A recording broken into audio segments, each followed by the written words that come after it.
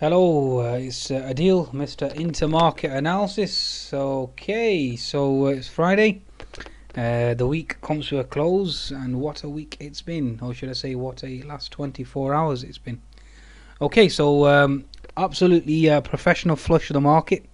Obviously organised by central banks, colluded or collusion with these hedge funds, etc. It's all insider trading.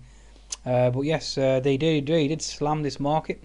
Okay, Mr. Carl Khan's tweet during the week about him buying Apple. Obviously, he suckered in all the longs and spat them out today. Okay, so basically, what can we say? What can we say?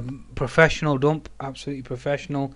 I did explain in my last video, as you know, that I expected weakness this week, but weakness to this extent, certainly not. Okay, I did expect the 6,770 level, and then around the 6,750 to hold. But this market has flushed even further. So one hell of a sell-off, folks. One hell of a sell-off. Okay, so how do we interpret? How do we try and navigate now? Where is the market? Where the market's going, etc., etc. Let's try and tackle this. Okay. So from fundamental perspective, first of all, the bias is bullish now. Okay, why is the bias bullish from a fundamental perspective? Mr. Carney and his admission of, let's just say, guilt and obviously accepting that he was wrong. Okay, acknowledging that he was wrong. So at least he acknowledges that he's wrong with regards to his forward guidance. His forward guidance took some backward guidance, or did a reversal, shall we say? Or his forward guidance needs forward guidance now, or he himself needs some guidance. Basically, the summary is that he has turned sterling, or he's turned into a dove, shall we say, a super dove. Let's just try and explain it for what it is. Basically, he came out today at Davos, and was it last night, and he stated that interest rates were going to remain low for a considerable period of time, that he was going to be extra accommodative. Okay, basically what that means is that sterling is going to get butchered. Okay, so I did go short on the sterling. I managed to close plus 75. My results so far this week, I was 100. Let's put it this way, folks. I was up 140 points this morning. I'm now currently sitting on minus 40 points for the week. Okay, absolutely got obliterated in all my longs today. No shame in that. Okay, always be transparent, be honest. And we all love to obviously state that we had a good week, but when we have bad weeks, we must to confirm that as well. Okay. Although having said that, my fundamental analysis service, spectacular week, almost 350 points on that, so that did better. To be honest with you, it wasn't a day trading environment. Okay, the moves in the markets were just so sharp, so fast. A lot of divergences everywhere. I mean, you've got the Aussie divergence, you've got the Euro divergence. Aussie obviously interventionist or verbal intervention. Then you've got, even though you had higher inflation, yet the Aussie still went lower due to verbal intervention. Central banks haven't got a clue what they're doing, especially in Australia. Then you had the European Central Bank come out and deny deflation. Not only that, the higher, stronger PMI data out in the Eurozone, which technically should have put a floor on under the market. Okay, and the Euro now being a safe haven, which is very strange. Okay. Very, very strange, very spooky price action behavior. And then on top of that, you had China. China obviously getting hammered. Although having said that, China, I mean, if I bring up a chart of China's been getting hammered for the last 2 to 3 weeks. So how they can come out today and state that, oh, it's all due to China is beyond me. As you know, I mean, China's been in a downtrend, broke out of this downtrend, and now is looking to thrust higher. So how they can justify it being China, beyond me today. Okay, well, basically the summary of fundamentals. Okay, let's just try and let's not try and beat around the bush. Basically, Mr. Carney is extra dovish, extra accommodative. He is going to keep interest rates low for quite a considerable period of time. That is basically dovish monetary policy. That means that sterling will obviously fall, which it has. It's at 1.65. It's going to go lower. That means that will help exports, because he mentioned exports regarding the FTSE or regarding the UK economy. Okay, so lower currency, higher exports, stock market goes higher, full stop. Okay, the reason why the stock markets are sold off is because of the emerging market chaos. Okay, you've got you had a situation with the lira during the week, Turkish lira. Okay, then you had a situation with the Argentinian pesos. Argentinian currency obviously losing steam. You've had Indian markets down. You've had obviously China down overnight. Concerns about some sort of liquidity crunch or potential, shall we say, liquidation in the coal mining sector, I think, if I can remember correctly. Basically, debt problems. Okay, that's what it all basically boils down to. So obviously the Argentinian situation, obviously their currency getting butchered as well, losing faith in trying to hold the currency up. And obviously a lot of the profits come from emerging markets with regards to the FTSE, so hence the reason why it's under pressure. Okay, so that's basically the reason from the fundamental perspective why the markets are down. But even then, yet, like I explained, China's been going down for the last 2 weeks, and yet nobody cared. Stock markets kept inflating higher. You had Intel earnings during the week bearish, you had AMD earnings bearish, you had IBM under pressure. Nobody really cared. It was all about markets floating higher and ignoring all the bad news out there, and all of a sudden they decide to focus on the bad news. So it can be frustrating at times, don't get me wrong. Like I said, I was 140 points up in the morning, so if anybody has to be frustrated, it's me. But that's trading, folks. Okay, you can't nail it every week, especially with regards to price action. That's 24 hours. It's all emotive. There's nothing that an individual can do really to avoid it. Okay, it's just part of the game. Okay, there's nothing that me and you can do. All we could do is adhere to our support resistance, and I'll explain why the moves have been quite emotive in terms of technicals. Okay, so that's basically a summation. So for FA going forward now, given the fact that Mr. Carney is concerned about export growth, currency will go lower, FTSE will go higher, full stop, from fundamental perspective.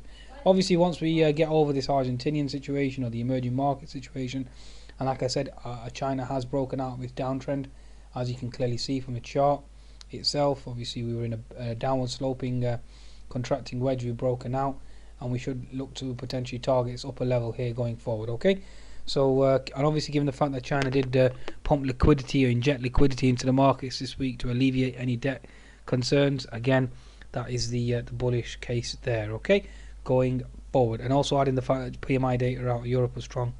Again, that's the bullish case. This is all emotive sell-off happening at present. Okay, so let's go back to our FTSE chart now. Let's look at the technicals now that we've covered the fundamentals. Okie dokie then. So where are we on the FTSE weekly? Weekly chart obviously is a bearish engulfing candle, not looking good. We're hitting that level. We obviously went into that resistance zone. Is this market going to continue higher? Yep, certainly can. Certainly can from my perspective. Can we go back and test 6900? Certainly can. I actually think we'll go back and test 6950 going forward into the year. Okay, so still remain bullish. Okay, still remain bullish going forward. Is this a minor setback? Yes, it is. Okay, temporarily. We'll see exactly how this market interprets it. Given the fact that Mr. Carney is now concerned about export growth, given the fact that the currency is now going to be targeted, that itself is QE. QE, as we all know, stimulates the markets to go higher. Okay, right, daily chart. Okay, daily chart here. Obviously, I went short this morning. Managed to get out around the 6760 region. I then switched bias to long because previous resistance equals support. Fibonacci retracement 61% support. Higher highs, higher lows. Innocent until proven guilty. As we all know, it's guilty now. Okay, but for now, innocent until proven guilty. The market just flushed. Okay, flushed on China news, flushed on debt concerns, flushed on Argentinian situation, flushed on the Iranian situation. But having said that, at 6760, that was all factored into such quite a large extent. Obviously, the DAX as well, given the fact that the PMI readings were pretty strong this week. US data the night before was relatively weak, so obviously tapering's on a back burner as well.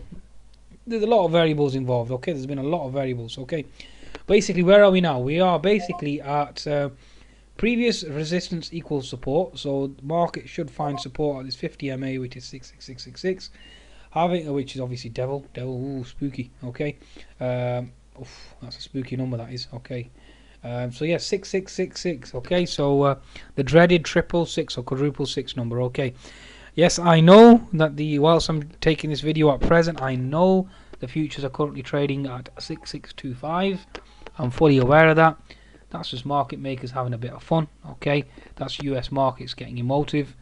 Okay, spitting the dummy out. Okay, but we should regain and come back to that 50 MA and hold that six triple or quadruple six number. Okay, if obviously that fails and this market continues its emotive little swan song, then we go lower to 6625. Is going to be pivotal and key support.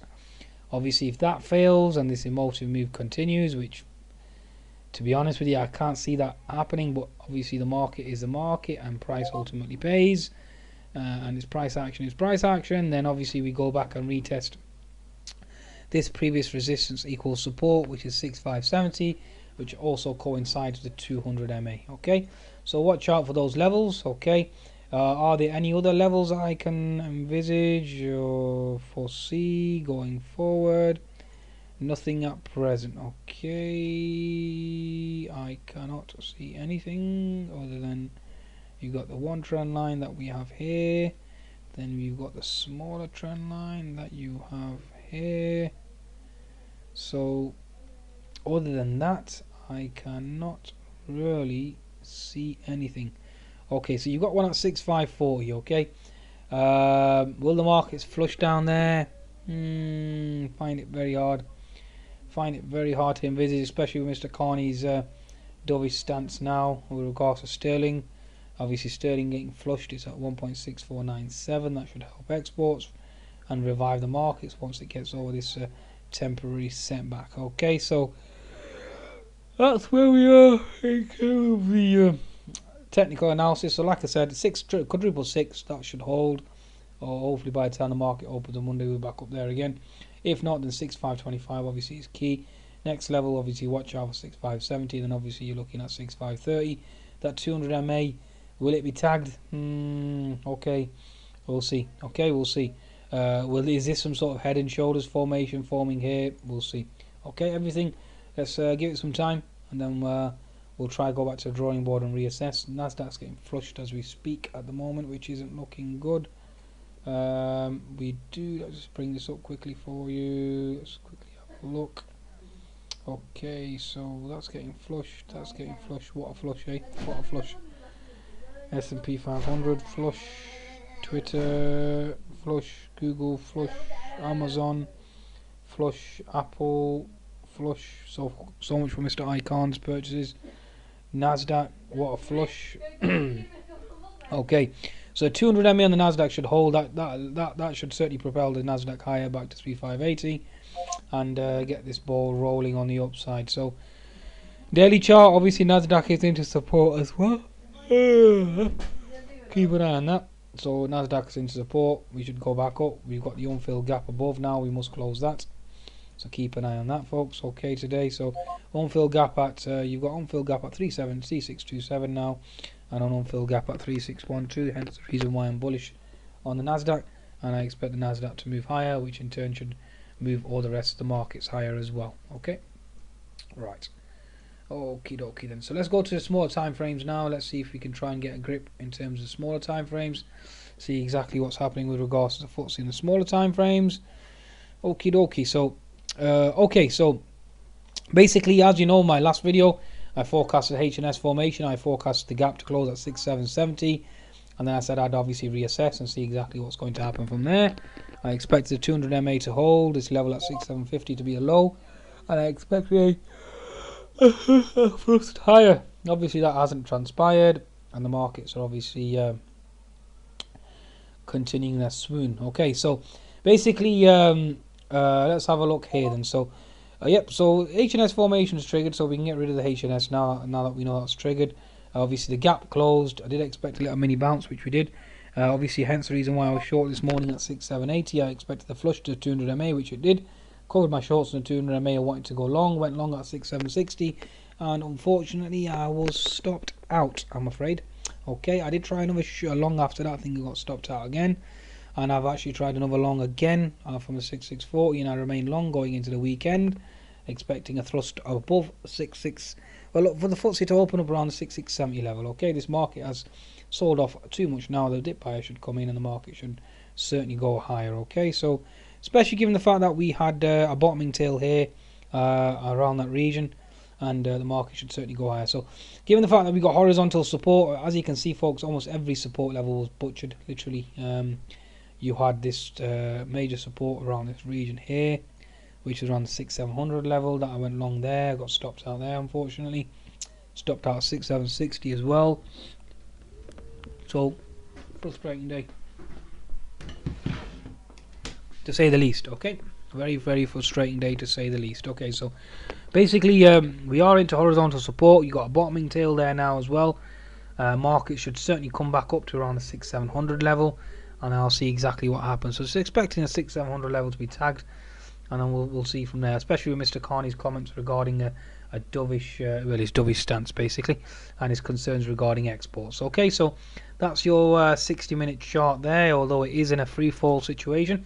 Okay, so basically you've got pivot S3. Markets very rarely go below pivot S3.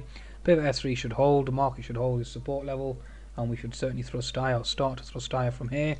I did expect the markets to thrust higher earlier on, to be honest. I was expecting well, some type of inverted head and shoulders pattern here. Obviously Argentina had another projected path for the FTSE, and obviously I was stopped out, even though I was almost plus 20 at one time, plus 20 twice almost. I could have amended it to break even, but I wanted the markets to continue and thrust higher up to the 6,760 level, and possibly at 200 MA. That obviously didn't transpire. So interesting times to say the least. Okay, so basically look for a potential inverted head and shoulders then. So going into next week. So going to next week now, I expect some support. So this is your left shoulder. You're creating this head. You had done a double bottom there already. Projected past is 6,710 on the upside, and looking to close or potential target will be 6,800 going into next week, given Mr. Carney's comments. That's my projected path here. Okay. Again, obviously that's subject to, I mean, this is all hypothetical at present. This is all subject to fundamentals obviously aligning, provided Asia behaves, provided risk FX commodities behave, provided the bond market behaves, provided there's no exogenous variable shock, etc, etc. So there's a lot of variables that come into play when trading the markets, but as individuals we need to have our trading plan. Plan your trade, trade your plan, and obviously make sure all the variables align. Okay. This is exactly what I teach on the actual mentoring program and the live analysis service. So obviously there's your trend line there, which I've drawn. Adhere to that. Let's just draw some other trend line. Let's see if we can try and get any other one. Nope, that's certainly not a valid one, unfortunately. So nothing there on the downside, other than the fact that we're going to see a potential. I mean, there's the expanding. So there's another technical pattern there. Basically, if you have a falling expanding wedge, that generally signifies exhaustion in the current trend and a potential reversal looming. Okay, so that's why I expect a potential reversal on the upside, move thrust higher. Okay, so watch out for that. So certainly targets for next week, 6, 7, 10 will be the first target on Mr. Carney's comments. Obviously then we have inverted head and shoulders pattern. We should certainly thrust higher. Do we have any unfilled gaps? No, we don't. No unfilled gaps for the FTSE, so there's really no real magnet there for the FTSE to be propelled higher. And I'll call it a day there, folks. Okay, so certainly my view, basically based on fundamentals, yes, the FTSE remains bullish. You do have a minor setback on the weekly chart, on the daily chart. There's a lot of support on the daily. 60 and 10 minute indicating exhaustion, potential reversal looming, and we certainly will be moving higher. Okay, so given the fact that Nasdaq is into support, so risk on, risk off, wax on, wax off, and good weekend to all. Goodbye now.